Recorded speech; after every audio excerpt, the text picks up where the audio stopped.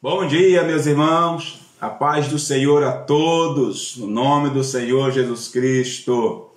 Bom estarmos juntos mais uma vez, como eu sempre digo, né? Juntos e ao mesmo tempo separados por esta situação que já está chegando ao seu final.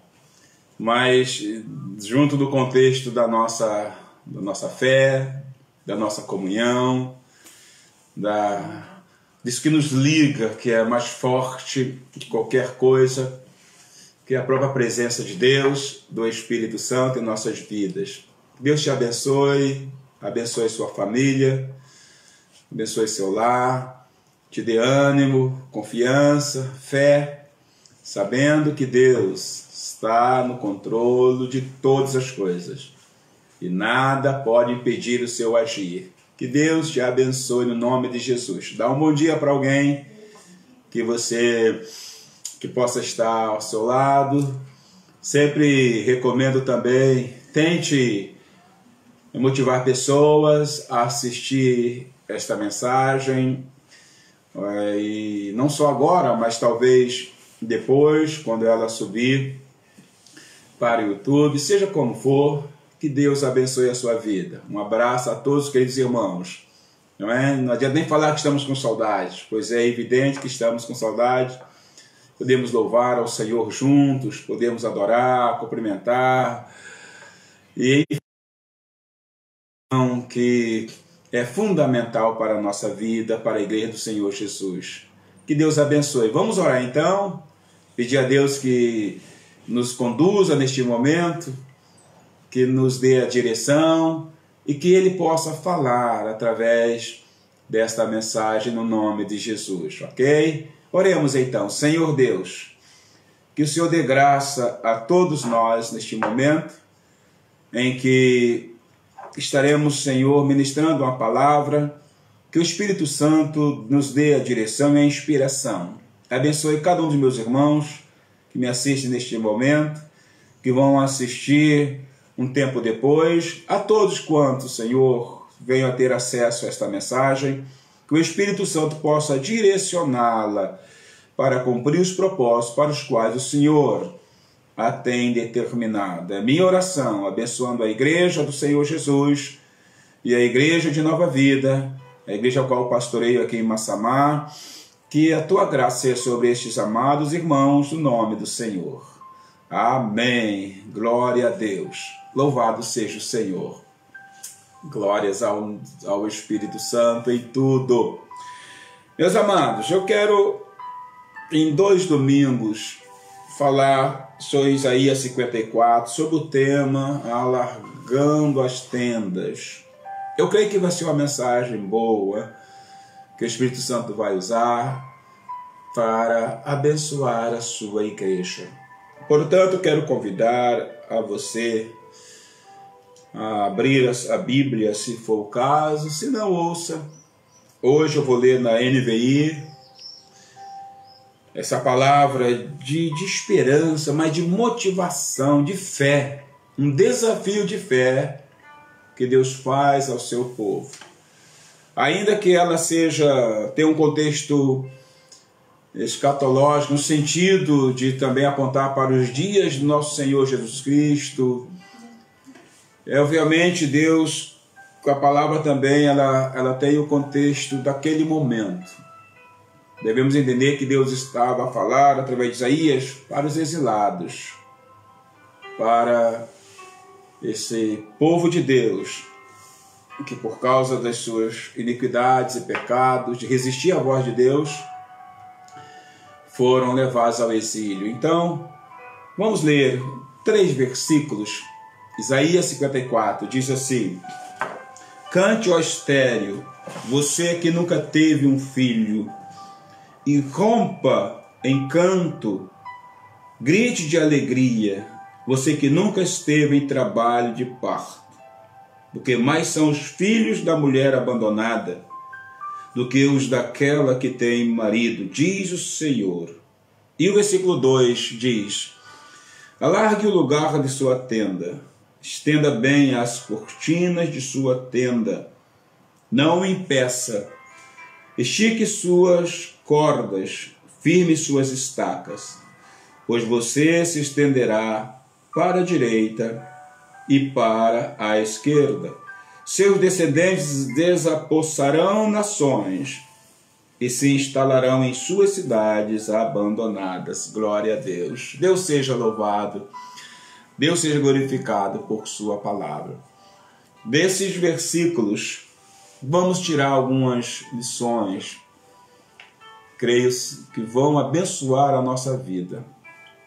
Por causa dos seus pecados, que foram grandes diante de Deus, e da resistência que eles se colocaram para com os profetas, em ouvir os profetas que Deus enviou para falar ao seu povo, insistindo para que eles pudessem voltar a Deus, abandonar seus pecados.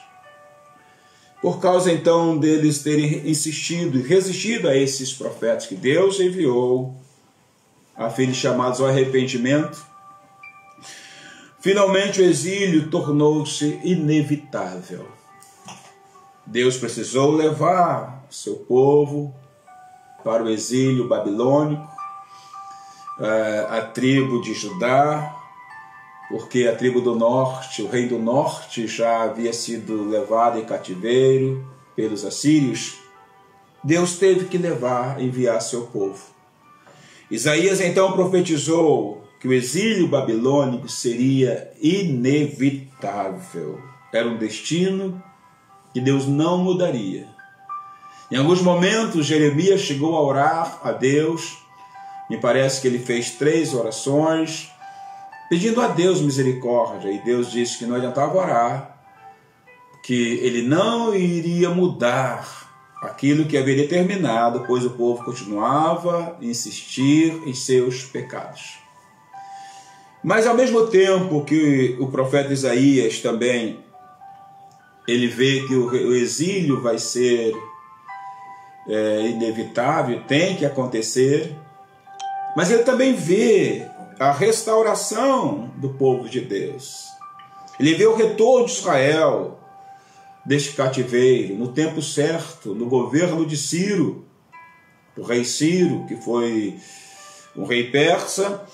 Ele vê esta restauração. Então, na linguagem em que ele coloca, de uma nação estéril e sem frutos, Deus iria produzir uma população próspera, poderosa, assim que seus pecados fossem purificados, a nação voltaria ao lugar de onde fora tirado. E apesar de todas as dificuldades que lá eles também encontrariam por causa dos inimigos que tinham tomado posse lá da terra, mas Deus faria essa nação prosperar. Ele vê isso, de algo estéril, de uma nação morta, sem fruto, Deus produziria uma população próspera. A garantia desse grande livramento, dessas promessas, repousava no próprio Deus, não em homens. Deus usaria homens, como Deus usou Esdras, Zorobabel e outros mais para cumprir seus propósitos. Porém, a esperança e a garantia de que iria acontecer repousava no próprio Senhor. Ele, esse Deus, que tem poder para realizar todas as coisas. Esse Deus é que, segundo a sua palavra, dava essa garantia no próprio Deus. Penso que hoje não é diferente, irmãos. Ainda que Deus possa usar pessoas, autoridades, e usa, pois elas existem, assim como a Bíblia diz, todas elas foram instituídas, levantadas por Deus, quer reconheça ou não. Elas existem por um propósito, mas acima de tudo é o próprio Deus, a fonte da nossa esperança, a fonte de que de fato podemos ter esperança. E porque o livramento do exílio era certo, estava assegurado, Deus então desafiou seu povo a agir pela fé, a preparar-se para esse grande dia. Deus usa Isaías para motivar, inspirar, exortar seu povo a preparar-se para esse grande dia, desse livramento futuro que viria, pois Deus assegurou que os remanescentes, os sobreviventes da espada, da fome, da peste, que viria como juízo, que foi levado ao exílio, eles retornariam. Então Deus exorta-os a preparar-se para esse grande dia. Glória a Deus. De que maneira? Primeiramente, nós vemos aqui que a primeira atitude de fé que eles deveriam ter para esse grande dia, onde eles retornariam a Jerusalém, a terra natal, seria o alargamento do espaço da tenda. Por isso diz aqui o versículo 2, a parte A, onde o profeta diz exatamente assim. Ele diz: alargue o lugar de sua tenda. Fiquemos com esta linha, essa pequena estrofe. Alargue o lugar de sua tenda.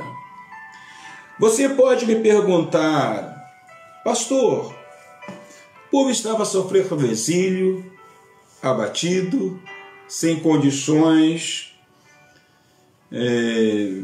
materiais, vamos dizer assim, sem esperança. Como que eles poderiam então alargar as suas tendas? Como eles fariam? De que maneira? Veja bem, para você entender, eu vou te explicar algo interessante. A primeira coisa que o nômade precisa fazer antes de armar sua tenda é delimitar o espaço que ela vai ocupar. Ele precisa armar uma tenda, ele dá o arrumo do espaço, um lugar, e ele começa a delimitar. Ou seja, ele escolhe, além de escolher o lugar, ele mede o terreno, ele limpa e o aplana. Dessa forma, o que é que ele faz? Ele determina, assim, a área e o tamanho que sua casa vai ter, que sua tenda vai ter. Ou seja, o que o Senhor está a dizer para cada um de nós, ou para Israel, é que ele deve determinar o espaço de sua tenda pela fé em sua palavra. Que Israel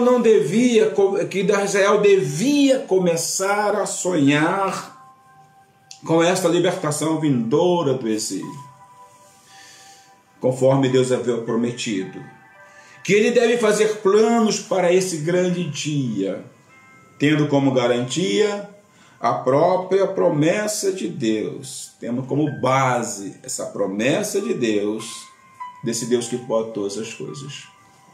É um chamado a agir pela fé. É um chamado a começar a olhar para o futuro, para este grande dia. Ainda que o momento deles fosse um momento difícil, ainda que a realidade fosse nua e crua e trouxesse muitas tristezas, desesperanças, baseado na palavra de Deus, nesse Deus que faz a ferida, mas que também cura, deveriam começar a sonhar, a largar as tendas da fé, os seus pensamentos, tinham que começar a preparar-se, portanto, para este grande dia, para este momento, no tempo certo, quando a palavra de Deus iria se cumprir. Este é o significado de alargar tenda, a tenda da fé. O momento deles era difícil, mas Deus estava a preparar um futuro, com esperança, como o próprio Jeremias profetizou, lá no capítulo 29, No versículo 11, quando Deus diz que o pensamento para eles era de prosperidade, de dar esperança, de tudo mais. Principalmente de paz, não de mal, usando a linguagem da Almeida atualizada. Enfim, iria acontecer.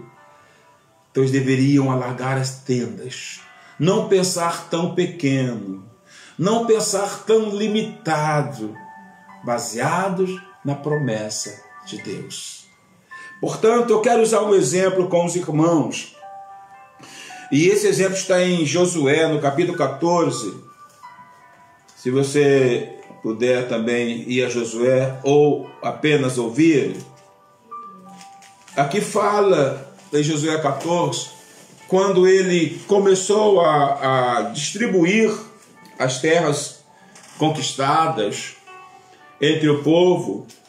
Nós sabemos que a base disto, a forma da distribuição foi através de sorteios. Ele sorteava ali e caía certa porção da herança ao seu povo. Finalmente chegou a vez de Josué receber também a sua herança. Mas com Josué foi diferente. Ele não se fez, a sua parte não foi estabelecida por sorteios. Qual a razão? Se você olhar para Josué no capítulo 14, o versículo 6, diz assim, 14:6, diz assim: os homens de Judá vieram a Josué em Gilgal. E Caleb, filho do quenezeu Jefoné, lhe disse: você sabe que o Senhor disse a Moisés, homem de Deus, em Cades Barneia, sobre mim e sobre você. Eu tinha 40 anos quando Moisés, servo do Senhor, enviou-me de Cades Barneia para espionar a terra. Eu lhe dei um relatório digno de confiança. Mas os meus irmãos israelitas que foram comigo fizeram o povo desanimar-se de medo. Eu, porém, ele diz aqui, amados, fui inteiramente fiel ao Senhor, o meu Deus. Por isso, naquele dia Moisés me jurou: certamente a terra em que você pisou será uma herança perpétua para você e para os seus descendentes, porquanto você foi inteiramente fiel ao Senhor, o meu Deus. Glória a Deus. Pois bem, o Senhor manteve-me vivo, como prometeu. E foi há 45 anos que ele disse isso a Moisés, quando Israel caminhava pelo deserto. Por isso, aqui estou hoje com 85 anos de idade. Ainda estou tão forte como no dia em que Moisés me enviou. Então tenho agora tanto vigor para ir à guerra como tinha naquela época. Dê-me, pois, a região montanhosa, que naquela ocasião o Senhor me prometeu. Na época, você ficou sabendo que os Enaquins lá viviam, com suas cidades grandes fortificadas. Mas se o Senhor estiver comigo, eu os expulsarei de lá, como ele prometeu. Glória a Deus. Amados, há uma riqueza muito grande nesse texto, dessa entrevista entre Josué e Caleb. Quando Josué veio dizer: Caleb, olha, a sua parte vai ser essa. Ele disse: opa, espere um pouco. Não, eu já tenho a minha parte. Eu já escolhi a região que eu quero. Quando ele havia escolhido, irmãos? Há 45 anos atrás. Há 40 anos atrás, há 45 por aí. Ele já tinha escolhido. Ele falou assim: não, eu já sei o que eu quero. Por quê, irmãos? Quando Josué esteve esses muitos anos atrás com os 12, ele olhou para esse monte, ele gostou do monte. Ele disse: olha, ele começou a largar suas tendas, as tendas da fé, do pensamento. Ele começou a pensar, ele começou a imaginar ele e seus descendentes a viver nesta montanha, como ele diz, região montanhosa, onde ele diz. Ele gostou. Começou a, talvez em uma posição, classe era montanha, então na posição elevada, a olhar para o vale, olhar para baixo. Ele gostou, falou assim, isso aqui vai ser meu. Ele largou suas tendas. Ele não esperava que os espias, 10 deles, dessem um relatório tão terrível. Ele não sabia que o seu sonho, sua visão, levaria um intervalo bem grande, de pelo menos 40 anos. Ele não esperava isso, mas ele deu um relatório conforme ele creu, conforme ele viu. Ele viu cidades alargadas, cidades grandes, ele viu gigantes, ele viu tudo. Ele também viu a prosperidade da terra, ele viu a beleza, ele viu tudo aquilo que a Bíblia falava, simbolizando fartura, leite e mel. Ele viu tudo. Então ele não olhou apenas para o gigante, ele não deixou de olhar para a realidade, porque nós precisamos também olhar para a realidade e colocar Deus sobre esta realidade. Colocar Deus à frente desta realidade, porque Ele é a garantia de tudo, não é o homem. Ainda que o homem seja instrumento, como eu disse. Ele falou, Deus prometeu. Quando há o relatório, ele diz, não, é verdade. Lá há gigantes, lá há cidades enormes, alargadas, há cidades... E tudo isso é real. Mas há um Deus que pode nos dar essa vitória. Destruiu os gigantes. Já largou suas tendas. 40 anos pelo deserto. Mais 38 anos como castigo que veio depois. Não anularam a promessa de Deus. O coração deste homem, nem a fé deste homem na promessa de Deus. Não anularam. Ele largou as suas tendas. Ele via aquilo como uma realidade, que teve que esperar um pouco mais. Mas ele sabia que Deus não iria falhar. E mais ainda, amados, Deus preservou a sua saúde, seu vigor físico. Ele diz claramente, eu estou hoje com 85 anos. Estou forte para destruir os inimigos que lá ainda permanecem. Então me dá aquela montanha. Lá eu sonhei construir minha mansão, vamos dizer assim. Lá eu vi minha família, descendentes, meus animais. Quero nada por sorteio. Eu já escolhi. Irmãos, crente, cristão, não vive dependendo da sorte. O cristão tem um Deus que determina todas as coisas. A gente não depende, a sorte que eu achei, encontrei, ganhei. O cristão nem joga para ganhar alguma coisa. O cristão depende de Deus, do Deus que faz todas as coisas. Esse é um dos significados de alargar as tendas. Como Caleb fez. Alarga suas tendas. Confia em Deus. Esse momento não é para a gente sair dele mais fraco, mas muito mais forte. Aquele Deus que pode todas as coisas. Ele então tem a promessa de Deus como garantia de que ele receberia aquele monte. Portanto, tendo a promessa como garantia, o que ele faz? Ele alarga suas tendas da fé. Olha aqui o versículo 9, quero ler mais uma vez. Por isso, naquele dia, Moisés me jurou, certamente a terra em que você pisou será uma herança perpétua para você e para os seus descendentes, porquanto você foi inteiramente fiel ao Senhor, o meu Deus. Baseado nisso que ele ouviu de Moisés, que certamente veio da parte de Deus para ele, ele alargou suas tendas. É isso que Deus está dizendo para Israel. Alarga suas tendas. Não limite Deus. Não faça de Deus pequenino e agora como vai ser, e o futuro, irmãos, o futuro a Deus pertence. Ele é o nosso Deus. Alarga suas tendas no nome do Senhor Jesus Cristo, porque Deus cumpre as suas promessas. Deus move as águas para cumprir as suas promessas. Uma outra pessoa, outro exemplo, tem a ver com Jeremias.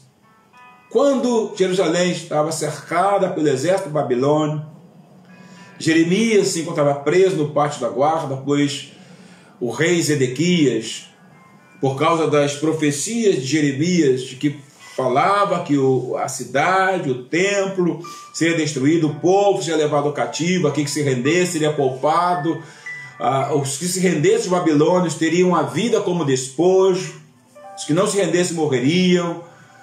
Enfim, por causa dessas profecias, o rei mandou prender Ezequias, e ele, portanto, se encontrava no pátio da guarda, encarcerado, limitado.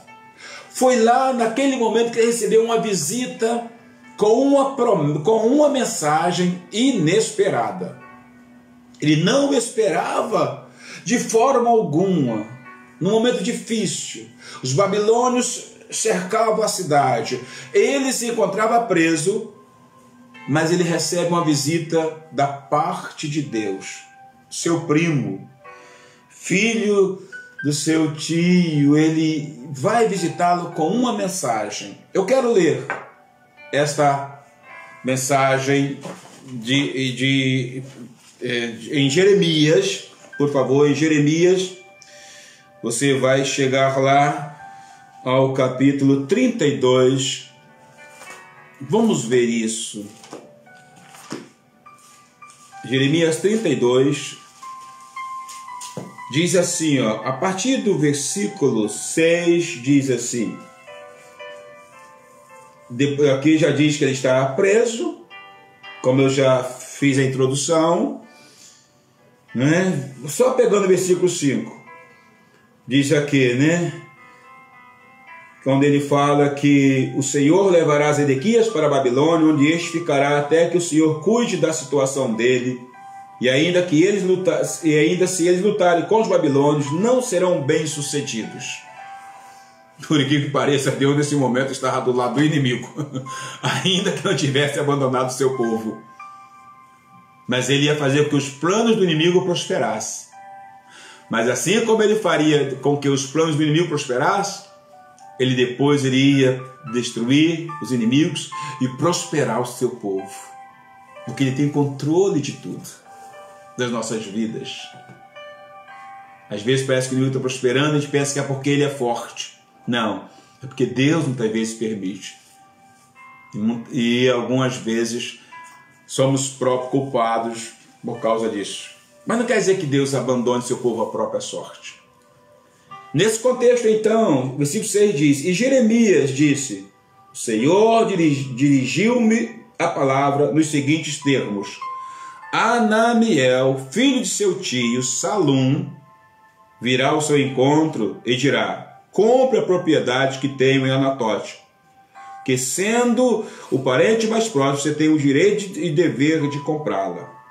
Conforme o Senhor tinha dito, meu primo Anamiel, acho que é isso, veio ao meu encontro no pátio da guarda e disse, compre a propriedade que tenho em Anatote, no território de Benjamim, porque é seu o direito de posse e de resgate.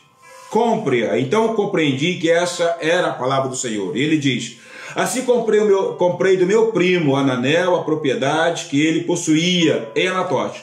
Pesei a prata e lhe paguei 17 peças de prata. Assinei e selei a escritura e pesei a prata na balança diante de testemunhas por mim chamadas. Peguei a escritura, a cópia selada com os termos e condições da compra, bem como a cópia não selada, e entreguei essa escritura de compra a Baruque, filho de Nerias, filho de Mazéias, na presença de meu primo Anamiel, das testemunhas que tinham assinado a escritura e todos os judeus que estavam sentados no pátio da guarda. Glória a Deus. Até aqui por enquanto. um momento tão estranho. Ele se encontra preso, cidade cercada pelos babilônios, e Deus manda seu primo, com a proposta de venda, comprar o terreno do seu tio. Que momento para fazer negócio, se eu posso assim dizer. Mas ele compreendeu que vinha da parte do Senhor. Ele comprou, chamou as testemunhas, assinou as escrituras, selou, entregou a Baruque, seu auxiliar, seu ajudante, aquele que o servia. Mas depois dessa compra, Neemias entrou em crise. Começou a perguntar a Deus: mas Senhor, a cidade está cercada pelos babilônios. O povo está morrendo. Os que escaparem vão para o exílio. O Senhor manda comprar algo? Mas qual é a esperança que há nisso? Ele obedeceu e comprou. Às vezes nós obedecemos, mas a nossa obediência não significa que a gente não entra em crise, irmãos. Às vezes a gente obedece a Deus e aquela obediência gera uma crise em nossos corações. O profeta entrou em crise. Então ele vai falar com Deus, como é próprio dos crentes, né? Orar a Deus.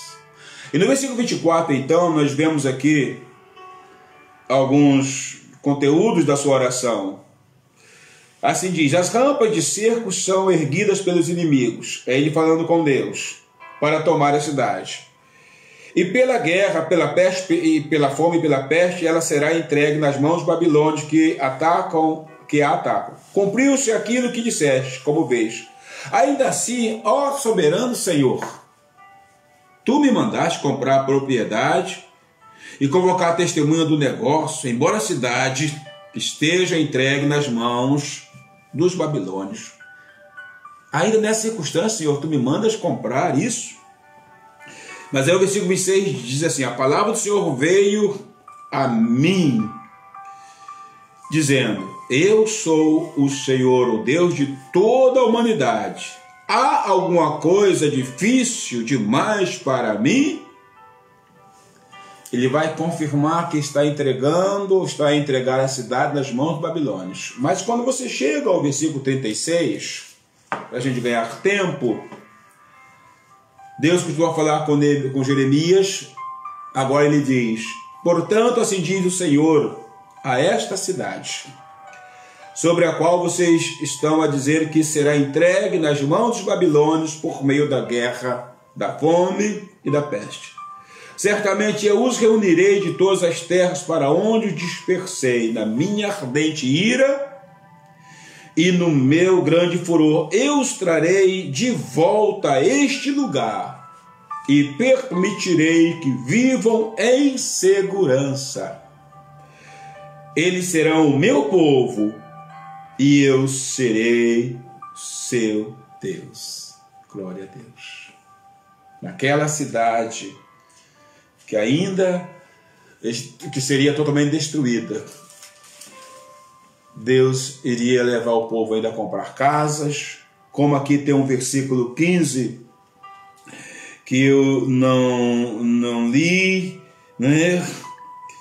Versículo 15 do capítulo 32. Porque assim diz o Senhor dos Exércitos, Deus de Israel: casas, campos e vinhas tornarão a ser comprados nesta terra. Uma terra totalmente deserta. Mas ainda pessoas fariam negócio, comprariam, porque Deus faria com que esse povo voltasse. Ele tinha que alargar as tendas da sua fé, as tendas da sua confiança em Deus, não no homem, mas na palavra de Deus.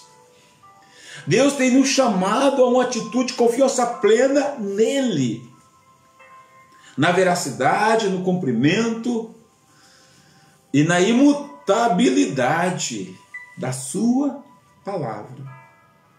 Olha como Deus, às vezes, no meio do caos, ele vem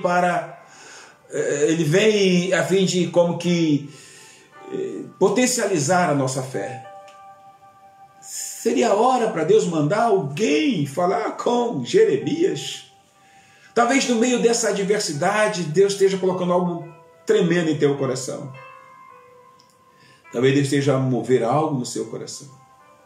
talvez aqueles planos, projetos, propósitos, que acima de tudo glorifiquem ao Senhor, eles estão estranhamente para as circunstâncias ardendo em seu coração. No meio do caos, Deus traz uma palavra de fé, de confiança.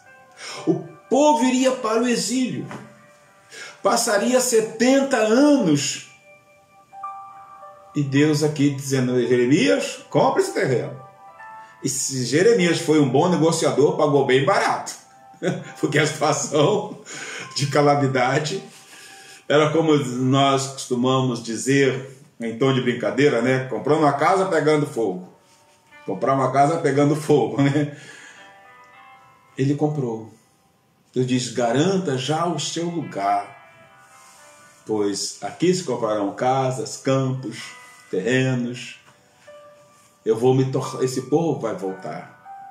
Assim que forem purificados, assim que a crise passar, assim que eles abandonarem a fé em ídolos nulos que não servem para nada, mas confiar no Deus soberano. Garanta já o seu lugar, pois o povo vai renascer. De uma nação estéril, como lemos, eu farei uma nação, uma população próspera. Glória a Deus. Esse é largar as tendas. Esquecendo o contexto, como eu disse no início, da vida de Jesus, do crescimento da obra de Deus, do reino de Deus, nós olhamos para o contexto da fé. Você tem a largar suas tendas? Ou você está se entregando ao desânimo, às dificuldades, às lutas? Esse é maravilhoso. Que Deus é maravilhoso. Alarga suas tendas. Olha para o Senhor. Olha para Deus, igreja do Senhor Jesus. Ele tem tudo em suas mãos. E também diz, ainda no versículo 2, ele diz na parte B do versículo 2 de Isaías 54, ele diz assim, ó: depois de exortar o povo a largar as tendas, estenda bem as cortinas de sua tenda, não o impeça. Veja, estenda bem as cortinas de sua tenda, não o impeça. Como podemos entender isso? Porque aqui nós vemos que Deus dá uma ordem para estender bem as cortinas e não impedir. Ou seja, sempre tem pessoas que querem criar alguma dificuldade. Ah, mas está tão difícil, está tão isso, está tão aquilo outro. Não impedir. Não impedir o quê? Na verdade, é permitir que algo seja feito. Permitir que algo seja feito. Ou seja, deixa Deus agir. Alarga a sua mente, confia em Deus. Não impeça o agir de Deus na sua vida. Alguns talvez fossem tentados a impedir, a não fazer isso. Para que alargar as cortinas? Para que isso? Ele diz: não me impeça. Aqui o que eu entendo é o seguinte: significa que não podemos limitar a Deus de por causa das circunstâncias. Não impeça o agir de Deus. Deus age por meio da fé. E sabe o que a Bíblia diz? Deus olhando para os heróis da fé e falando ali especificamente a respeito ali de Noé e tal, Abel, ele diz que sem fé é impossível agradar a Deus. Porque homens como Abel, como Noé, tiveram grande fé no momento que, meu Deus, Abel olhou para milhares de anos à frente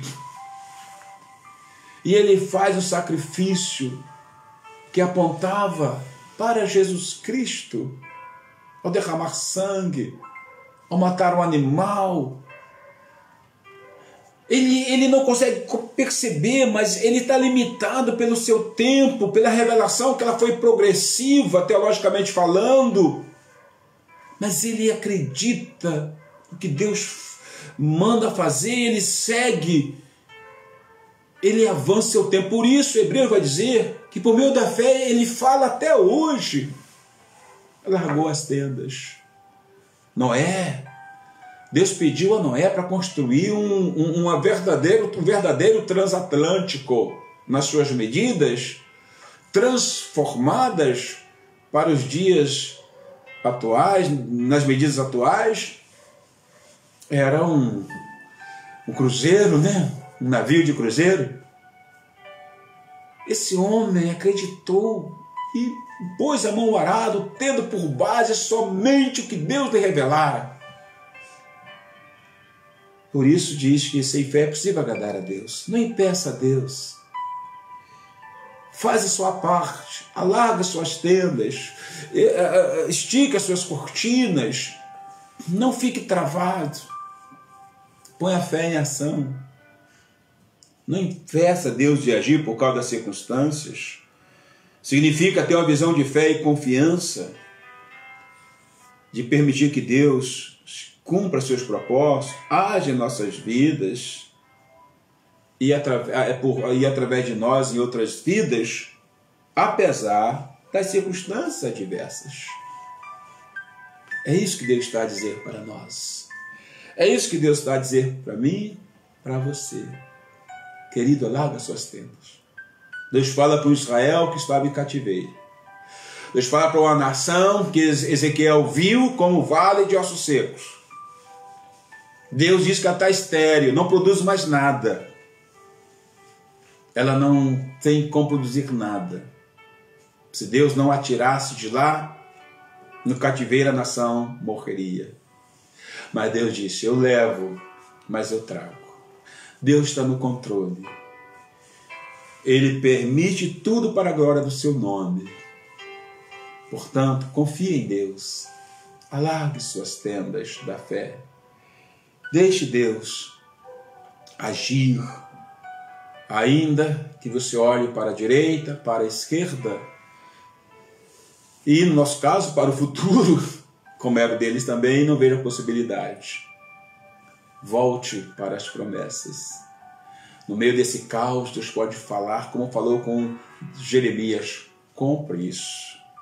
No meio desse caos, Deus pode falar. Você pode agir como Caleb, que disse, alargou suas tendas ao imaginar sua família a viver e a construir, né, os laços matrimoniais, etc., naquela montanha. Para os seus animais nos cercados daquela montanha.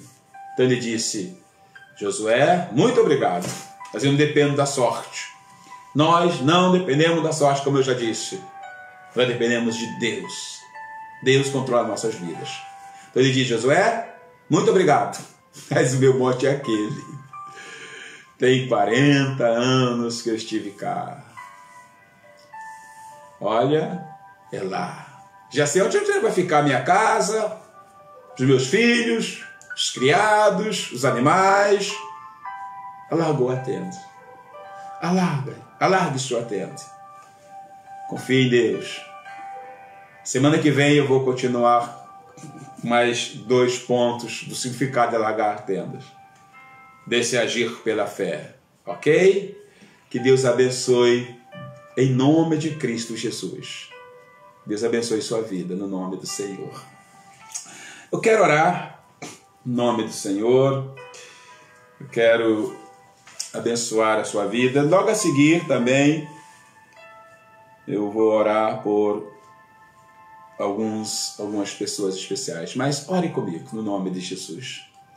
Pai, no nome do Senhor, obrigado por tua palavra que nos chama, ó Deus, a não ficarmos travados como Abraão por um momento entrou em sua tenda e ali ele ficou a questionar suas promessas e só olhava para o seu criado mais velho, o Eliezer, que era até de Damasco, nem judeu ele era, nem da sua raça ele era. E ele estava lá desanimado a questionar as promessas do Senhor. Deus, mas assim se encontravam os israelitas que sobreviveram às pestes, à fome, à guerra e que se encontravam em cativeiro. O Senhor usa o profeta Isaías para dizer, alargue suas tendas. de uma nação estéril, de uma nação sem esperança, de uma nação, na visão de Ezequiel, como ossos secos, de uma nação que, como se a vida toda tivesse sido destruída, o Senhor voltaria a transformá-la em uma população próspera. Senhor, em nome de Jesus, eu oro abençoando a tua igreja, o teu povo. Se alguém desanimado, se alguém olhando para um futuro, mas de forma a trazer pânico ao seu coração, temor demasiado a Deus, em nome de Jesus, como Caleb disse para Josué, muito obrigado pelo sorteio, mas eu não vou participar porque eu já tenho a montanha, eu já conquistei essa montanha pela fé há 40 anos atrás. E o Senhor prometeu que me daria, e Ele não precisa, eu já tenho a minha montanha, dê-me essa montanha que eu já conquistei, com base na palavra de Deus. Senhor, que Tu possa fortalecer agora cada pessoa. Tu possa, Deus, levantar a confiança de cada pessoa. Tu possa, Deus, mover as águas para tirar pessoas dessa desesperança no nome de Jesus e alargar a tenda da confiança, da fé no Senhor, pois só o Senhor pode mudar circunstâncias que humanamente sejam impossíveis, ó Deus. Eu abençoo, portanto, a tua igreja, teu povo, em nome de Cristo Jesus. Amém e amém. Glória a Deus. Queridos, antes de finalizar, eu quero fazer menção. Primeiramente, o Dia das Mães. Para quem talvez não perceba, eu estou cá em Portugal. Hoje comemora-se o Dia das Mães. Eu quero abençoar as mamães, não é? E pelo esse dia, que a graça de Deus seja sobre vocês. Quero também orar pela a Marli, a esposa do Vatico, aniversário do dia 7, que, né, na verdade vai fazer, mas já estamos a antecipar isso, tá, Marli? Se você estiver a viver, estão a antecipar este momento de que você vai estar a completar mais um ano de vida, né? 22 anos, é isso? Que Deus te abençoe, vamos orar. A Gisele do Eloy, no próximo sábado. Ô Gisele, Deus abençoe. Quando passar tudo isso, quando voltarmos, quero ver vocês lá firmes. Tá bem? Deus abençoe. A Malu, a gente não viu aqui no domingo passado, mas estamos gratos a Deus por tua vida e fazemos menção do seu aniversário também. Queremos orar por você, tá bem? Então, que Deus abençoe. Primeiramente, vou orar pelo Dia das Mães e a seguir para os aniversariantes. Querido Deus e eterno Pai, no nome do Senhor Jesus, eu quero te agradecer pela vida de cada mamãe, cada mãe, ó Deus, cada senhora, cada irmã. Pai, que o Senhor levantou e construiu, está a construir sua família, seus filhos, algumas talvez recentes, ó Deus, outras talvez já com filhos criados, mas nunca deixa de ser mãe. Filho pode ter 80 anos, obviamente, Senhor, isso é uma hipérbole, mas, ó Deus, o filho pode ter seus 40, 50, 60. Pai querido, nunca deixará a mãe ó Deus, de ser mãe. E o amor continua o mesmo. Sofre também quando os filhos sofrem, como se fosse ainda criança sob seu teto. Deus, em nome de Jesus, abençoa, Pai, no nome de Jesus, cada mamãe nesse dia especificamente comemorado aqui em Portugal. Que tua graça seja com elas. Talvez até num momento um pouco mais difícil. Talvez algumas tenham até perdido filhos com esta situação. Mas que a tua graça seja sobre elas. Pois nós oramos abençoando a elas, seus filhos, sua família. Por que não o matrimônio, aquelas que ainda mantêm seu matrimônio. Senhor, seja como for, toma as mamães neste dia cá em Portugal, em nome de Cristo Jesus. Quero acrescentar na oração agora pelo aniversário a Marli, que a tua graça seja com ela. vai completar, como eu disse, nesta semana. Senhor, toma em tuas mãos em nome de Jesus, renova, fortalece. Tu sabes todas as coisas. O Senhor dê graça para que ela possa ser firme e muitos anos se repitam, Senhor, com graça do Senhor. A Gisele do Eloy, igualmente a Malu. E cada uma, Senhor, receba do Senhor, conforme a tua bondade e graça. E os teus propósitos, Senhor, tu és o mesmo Deus, mas teus propósitos na vida de cada um têm uma certa diferença. Mas tu és aquele que pode realizar conforme, Senhor, tua graça. Eu abençoo, portanto, também a Gisele do Eloy e também a Malu pelos seus aniversários, por aqueles que vão completar mais um ano, e a Malu, que já completou no próximo domingo, no passado domingo, a Deus. Nós abençoamos tuas filhas, em nome de Cristo Jesus. Amém. Amém. Queridos, que Deus abençoe, em nome do Senhor. Tenham um bom dia. Lembrando ainda que na quarta-feira tem mais uma mensagem, vou ministrar a quinta pedra dessa batalha entre Golias e Davi, ou Davi e Golias, ok? Bom dia a todos, no nome de Jesus. Paz.